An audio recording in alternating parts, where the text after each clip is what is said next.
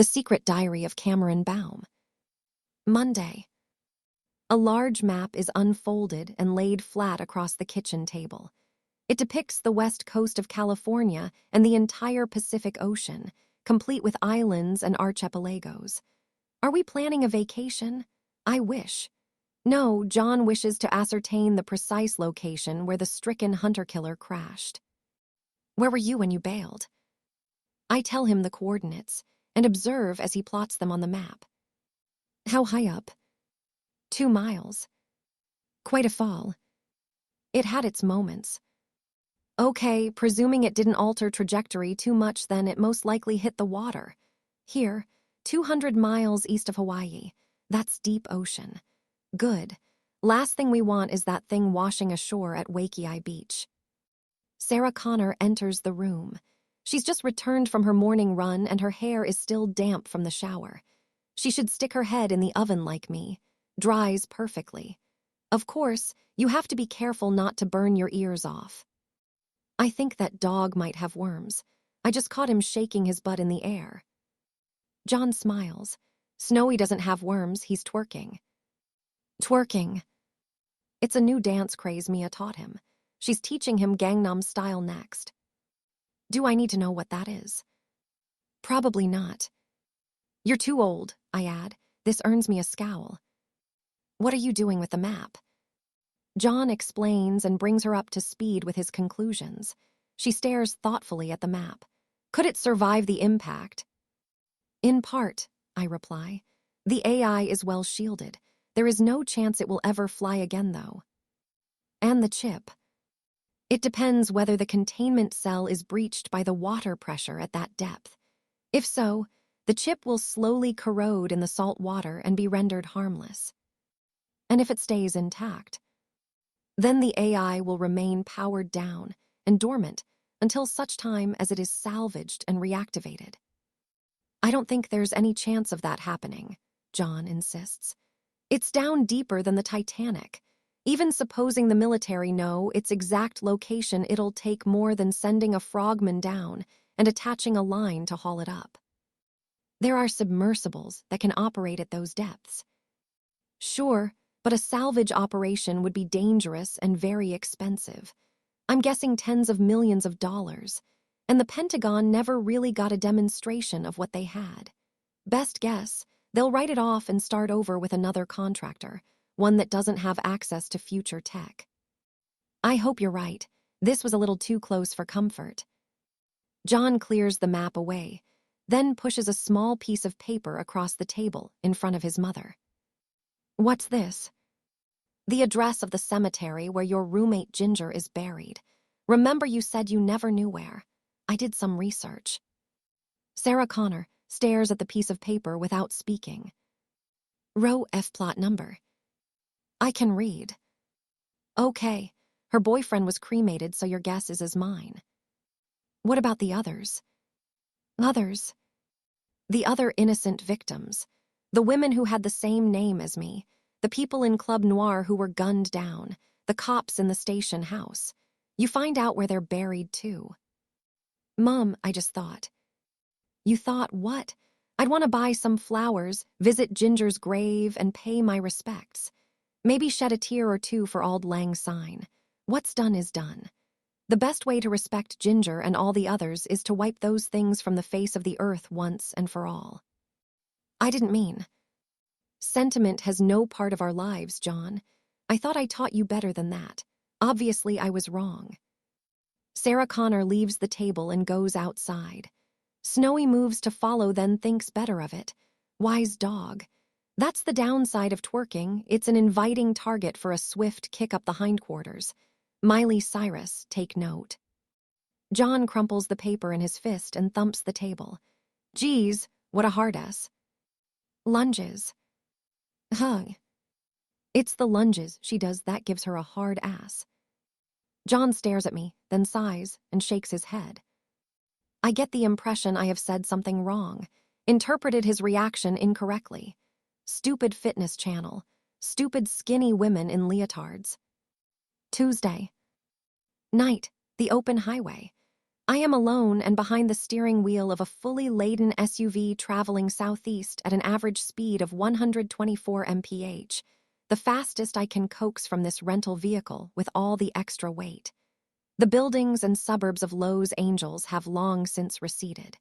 This is the wilderness I am traveling through, the true desert. Although my ability to see in infrared makes the headlights redundant, I keep them on, the twin beams lighting the empty asphalt ahead in a manner I find reassuring. I must be getting soft in my old age. Back at the safe house, everyone is sleeping. More to the point, no one knows where I am or why. I hate keeping information from John, but on this occasion needs must. Sarah Connor is correct. The unexpected appearance of the hunter-killer was indeed too close for comfort. My mission to protect John and keep him safe can hardly be counted a success if we are both radioactive piles of ash. So in order to protect the future, I must revisit my past. Alone. My HUD begins to flash, the Terminator equivalent of sat-nav telling me I have reached my destination. I slow to virtual walking speed and turn off the highway. The tires scrunch softly as we traverse the desert hardpan. I steer around cactus and other plant life. No need to leave a trail of broken branches. Not that there is anyone around to notice. I switch off the engine, kill the lights, and climb out of the SUV. I step away from the vehicle and turn in a circle, gazing upward at the multitude of distant stars shining out of the night sky. With my optics boosted, they cast enough light for me to see clearly, light that has traveled billions of miles across interstellar space to illuminate this desolate spot. Thank you, universe. Much appreciated. I take a shovel from the SUV's trunk and begin digging. 3 feet down there is a soft clang, metal striking metal. Good. After all these years, it is still where I left it. I would hate to have come all this way and spent so much money on equipment chasing a chimera. The shovel quickly clears a hole a yard deep and wide. There is a hatch in the middle. I grasp the handle and twist. It opens easily. I never bothered to lock it. The odds of someone randomly digging in this area of desert and coming across it by accident are so infinitesimal they are hardly worth calculating. Slowly, I climb down the metal ladder, counting off the 23 rungs in pitch blackness until I reach the bottom. I find the switch on the wall and flip it. Nothing happens. Bummer. The batteries are flat. I suppose after 30 years it was inevitable. Even a Duracell bunny would struggle to last that long. The generators are nearby. I find the crank handle where I left it, insert it right way round and begin cranking. Once. Twice. Third time is the charm. The engine catches, burning the abundant supply of gasoline to spin the dynamos that provide electricity. Slowly, section by section, light returns to the underground nuclear bomb shelter for the first time since Ronald Reagan was president. The Big Jipper, they called him. I have no idea what a jipper is, but apparently his was big. Perhaps that was why he was so popular. Sometimes size is everything. In the years after I was sent back to 1969 to meet Davy Ginsburg at Woodstock and persuaded him to help me construct a spare time machine, and before my meeting with the youthful John Connor at a New Mexico high school, my mission instructions were simple. Gather weapons and survival equipment and bury them in strategic locations throughout the country, well away from the major cities and their zones of radiation, where they will one day be discovered and utilized by the human resistance. This redoubt in the desert outside, Los Angeles, was the most westerly and last to be constructed in the early 1980s. Also the biggest and most ambitious. Not just a dump for weapons and survival gear, but a fully functioning nuclear bomb shelter, capable of keeping up to 20 people alive and protected from fallout for up to 3 years. Who ordered its construction and why here? I don't know. That information is encrypted and kept from my knowledge. I have always assumed on the orders of future John. Why the secrecy? I don't know that either. I trust him. I'm sure he will have his reasons. The construction was a major undertaking, even for an entity such as myself who never requires sleep or rest periods. Everything I needed had to be purchased or stolen and hauled to this remote location. I couldn't rely on UPS. They won't deliver to a non-existent address in the middle of nowhere. The slackers. The hole alone took a month and wore out 2 excavators. Slowly it began to take shape. I welded every metal seal and hammered every rivet myself, then promptly reburied it all. The excess soil, all 2,000 tons of it, I dumped elsewhere. A new hill where formerly there was nothing. You're welcome. Of course, there is much more to this place than a buried metal box. Filters had to be installed, fuel tanks filled, cables, lighting, communications, water tanks, and vast storage rooms full of tinned food with a shelf life measured in decades. Not everything was hard to come by. In the 1980s, the 2 rival ideologies of capitalism and communism were still at loggerheads. A nuclear exchange remained a very real possibility. Others were preparing for the worst, and a thriving industry had sprung up selling supplies to the nervous and paranoid. And me. Despite the collapse of communism, the fear of civilization suddenly being destroyed by some non-nuclear cataclysm still exists, thrives even especially in the wake of the banking crisis of a few years ago. None, as far as I know, have gone to the extreme of building a nuclear fallout shelter underground in the middle of the desert.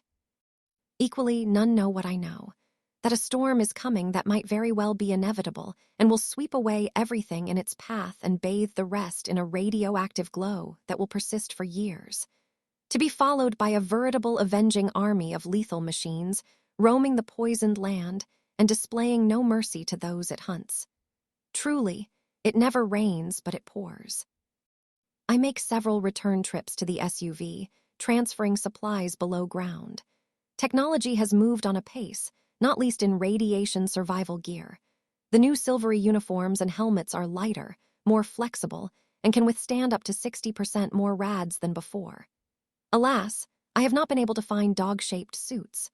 Snowy will have to make do with protective gear designed for an infant and be carried everywhere. He will not appreciate this imposition, though since the alternative is to have his flesh slowly cooked on his bones, by invisible gamma rays I'm sure he will come around. That or melt. Long-life food is also much improved from the canned variety of 30 years ago. Today your friendly neighborhood survivalist store has a wide range of freeze-dried meals. Just add water and a tasty meal ensues. I have brought with me 50,000 foil sachets, around a third of which are dessert. Snowy will be pleased. Once I have stowed the new provisions in the storage rooms, I head into the rec room, the largest area in the bunker apart from the sleeping dorms. In the middle is a pool table. Its bright red bays surface a welcome splash of color amid the drab utilitarian grays. 30 years ago, I was far less knowledgeable about what constituted human entertainment. It shows. Besides the pool table, there is an old-fashioned CRT TV with a video cassette machine to match. High-tech, not. On a shelf is the only video I purchased a box set of Three's Company. How could I think this would be sufficient to keep people entertained for possibly years and years? I'll definitely need the second season. Come knock on our door. We've been waiting for you. My footsteps sound hollow in the enclosed space as I make my way to the comms room. This too shows its age, the stacks of electronics mostly obsolete and worthy of a museum exhibit. Yet the old analog equipment is still perfectly functional, and I see no imperative to replace it. After all, I'm an obsolete design myself, and I'm not throwing me out. 30 years ago, no one envisaged the digital revolution. Except me, of course. Perhaps I should have sought out the teenage Bill Gates and whispered a few secrets in his ear. Might want to give that tablet idea a rethink, Bill, and ditch Baumer. He sweats too much. Gross. I wonder what would have freaked him out most, hearing about future tech or being in close proximity to a pretty girl. The latter, I suspect. Nerds. Gotta love 'em. Well, sort of. I sit down in front of the console and press a switch. Above me, unseen and unheard, a powerful hydraulic ram is pushing up through the gritty regolith. When it reaches the surface, an aerial will extend 50 feet in the air.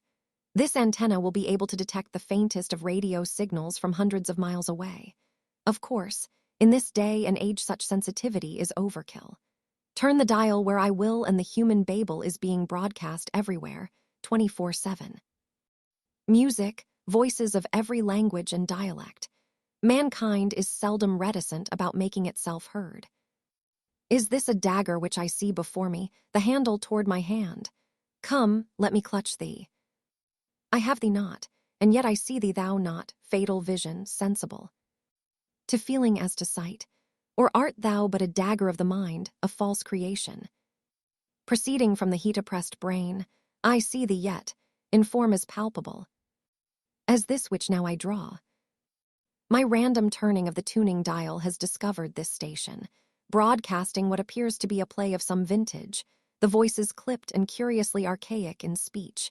Then my database finds a match. It's a drama, a play by the long-dead William Shakespeare. Macbeth, the story of a man who would be king and who, after attaining this goal by murder and other foul deeds, winds up brutally slain by decapitation. I do love a happy ending. I give every system a thorough testing. If this place is ever operational, then there must be no failures. Lives may depend on it. John may depend on it. The bunker equipment passes each test, and I finally pronounce myself satisfied. No malfunctions, no glitches, no leakages. My compliments to the builder. Oh, that would be me. I return to the base of the ladder and switch off the generator. As it runs down, the lights throughout the bunker flicker and fade until everything is dark and silent. Like a tomb. Oops, not a good simile in the circumstances. I climb the ladder to the surface and reseal the hatch. Above ground, the wind has increased in velocity, strong enough now to propel loose desert fines through the air, giving it a harsh, abrasive quality. This is not a place to spend any amount of time. That will change, come the end of the world. Relieved of its heavy burden of supplies, I coax an extra 15 mph out of the SUV. We hurtle across the desert landscape, machine and machine in perfect harmony. Though the sky is beginning to lighten in the east, I estimate I should arrive back in LA well before breakfast. No one will even suspect I have been gone all night. Perhaps I will acquire takeout. Everyone loves takeout. Well, nearly everyone. Food and gas 1 mile. The signpost is briefly illuminated in my headlights before vanishing behind. I check the fuel gauge, less than a quarter tank. I have ridden the SUV hard and it is thirsty. Time for a refill. The gas station is situated well back from the highway, a low 1-story building bright with lights. The pumps are on a narrow concrete island, much longer than the ones in the city, no doubt constructed to accommodate the long-haul trucks that regularly cross the border to and from Mexico. Something about the silhouette of the main building and the backdrop of the desert behind triggers a memory. I have been here before, many times, in fact. This was where I filled up back in the 80s when I was constantly bringing supplies in to construct the nuclear bunker. I drove a flatbed Ford back then and wore jeans teamed with plaid shirts and a black cowboy hat that helped keep the dust out of my hair. The pumps weren't self-service then, and one of the gas station operatives who regularly served me, an older man named Ralph, nicknamed me Black Hat Betty. He said it with a smile on his face, so I let him live. I've been called worse. I push my credit card into the slot on the pump, and the gasoline begins to flow with a soft hiss, filling the SUV's tank. Lit by the building's lights, I can see that my off-roading has caused the vehicle to be covered all over in a thick patina of dust. It looks like I'm driving a giant dung ball. Check your oil, miss. For a moment, I think it's Ralph doing the asking. But no, this isn't the 80s, and although this man is equally old and wearing similar denim bib overalls, he is taller and grayer, and his baseball cap doesn't have OREOS on the peak. Miss, are you okay? Surely didn't mean to startle you. I assure him I'm fine. He nods. Though tall, he seems to stand with a slight stoop. Heard you coming a ways back. Work here long enough, you get to hearing things long before you see especially this early in the morning. And with this breeze, sound carries a fair distance. I check the pump gauges, still more than half the tank to fill. The man stares at me, a slight smile on his leathery, suntanned face. You didn't answer my question. Question. Check your oil. I tell him the oil's fine. He nods and says, "Looks like you picked up a little dust. Least let me wipe your screen." I offer no objection, and he takes a rag from a pocket of his bib overalls. Soon the rag is so thick with dust you could plant tomatoes in it. He nods towards the building. "Got a pot of coffee brewin'. First cups on the house. Can't offer you much in the way of food. Company took the grills away to save money. All vending machines now. And a microwave for the frozen stuff. When I first came here, we had a fine cook named of Ralph Timmons. Made the best sloppy joes this side of Abilene, Texas." Ralph Timmons, a man your age, shorter, wider, wore a cap with Oreos on it. "Aye, that's Ralph right enough. Loved the Oreos." "They are a tasty snack," I agree. Snowy certainly thinks so. He'd get through a pack a day if we let him. The man laughs, which quickly morphs into a wheezy cough. "Bless you, miss. The Oreos are a baseball team. Ralph hailed from Baltimore originally." "Oreos aren't cookies. What next are ring-dings a football team?" "Well, that's his meb. But the Ralph Timmons I knew was a baseball fan first and foremost. If you don't mind me askin', how's a young girl like yourself know old Ralph?" "He pumped gas for me, some time ago." He stares at me curiously. "Now how could that be? I came here in '84. Ralph Timmons quit in '86, not long after the space shuttle exploded. I remember that plain as day. Retired to Florida, so he did. It's a long shot, but for all I know, he's still there sunning his old hide. So you see, miss, ain't no way Ralph Timmons pumped gas for you because I sincerely doubt you was even born back in '86. I smile and tell him my bad. Must have been a different Ralph Timmons in a different gas station in the middle of a different desert. I don't think he's convinced, but what is the alternative that I traveled back in time and never age? Get real. "Are you alone here?" I ask. If I have to terminate him, it is better if there are no witnesses. I would hate to start a bloodbath. I didn't bring a change of clothes. Now everything's automated, there's not too much to do round here. And the company don't like paying folk to do nothing. That's the government's job." Another wheezy laugh. "Not like the old days. There were 8 of us of work in here, 4 on 4 off. Now it's just me and Julio, a Mexican fella, nice boy, likes jalapeno peppers, eats 'em raw. Gives me heartburn just watching him chew. Julio takes the afternoon shift while I catch some shut-eye. That's if he turns up. Boy's been gettin' a mite tardy lately. Lives nearer the border with a young family to raise, and the commute's getting to be a son of a bitch excuse ma French. Son of a bitch isn't French, but I let it pass. The tank is full now. I replace the hose and retrieve my credit card. I hand the old man a $10 bill as a tip. In the past, it would have been $100, but John says excessive tipping is a good way to get noticed and remembered. Tightwads are less memorable, apparently. "Thank you kindly, miss. You take care now. You're a purty little thing and no mistake. The highway can be a dangerous place for the likes of you."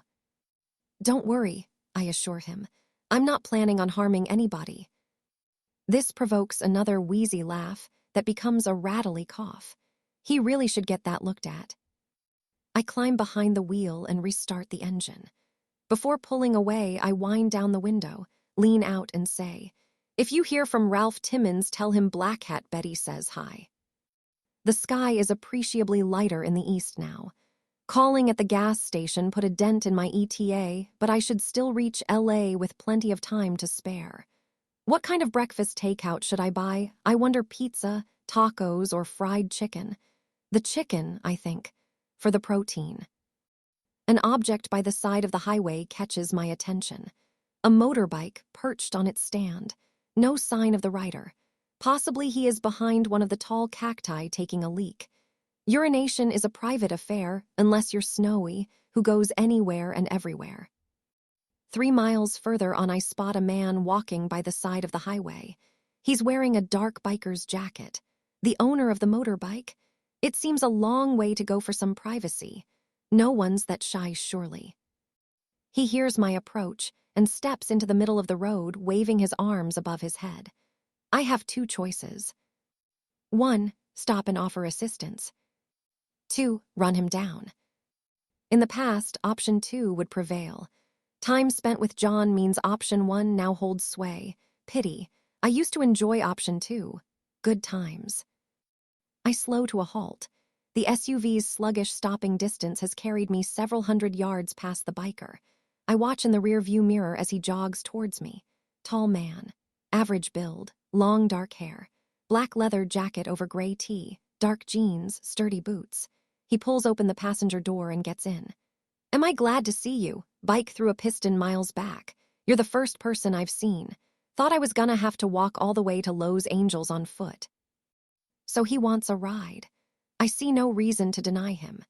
Just because I'm a ruthless killing machine originally designed to wipe humanity off the face of the earth doesn't mean I can't play Good Samaritan once in a while. Wow, you're really shifting, he says as I accelerate back to maximum cruising speed. What's under the hood, V8? Yes. Sweet, your vehicle. Rental.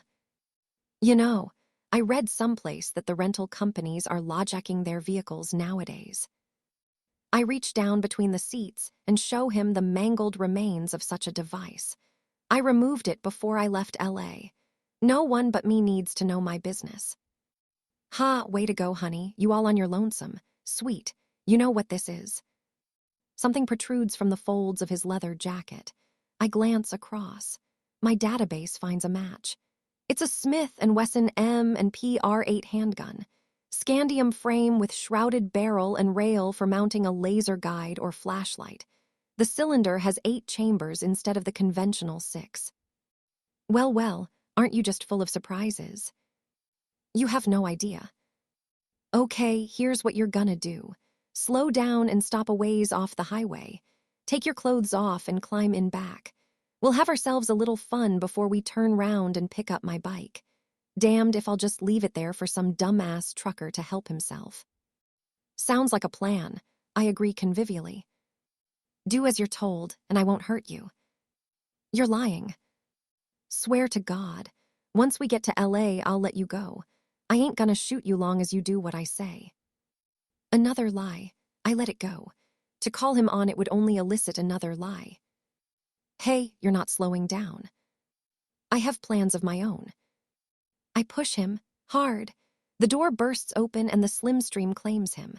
I watch in the rear-view mirror as he tumbles over and over, arms and legs flailing helplessly until gravity and friction work their magic. He comes to rest in the middle of the road, straddling the white line, a shapeless bundle of misaligned limbs. I don't bother to turn around or even slow in the slightest. My knowledge of physiology tells me a human body thrust out of a speeding vehicle onto a hard, unyielding surface, such as tarmac, will sustain multiple external and internal injuries, several of which are likely to prove fatal, especially if no medical help is immediately forthcoming. We are in the middle of the desert. Good luck with that. I return my gaze to the road ahead after reaching over to shut the door.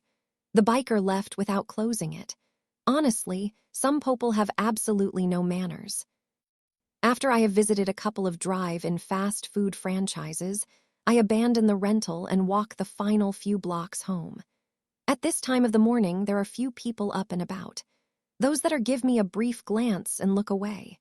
Just a teenage girl carrying a large carton of takeaway. They probably think I've got the munchies. At the safe house, Sarah Connor is doing stretches in the front yard prior to heading off on one of her interminable runs. She stops stretching when she sees me and asks, "What's in the box?" "Breakfast." I open the lid to show her. "Tater tots and fried chicken wings. You call that a healthy breakfast?" "It's finger-lickin' good." Maybe for someone without arteries to clog. At least make sure Mia drinks the organic fruit juice I've bought. She doesn't like the organic juice. She says it tastes like cats. I know what she says. Where have you been all night anyway? Patrol, I lie. Sarah Connor stares at me.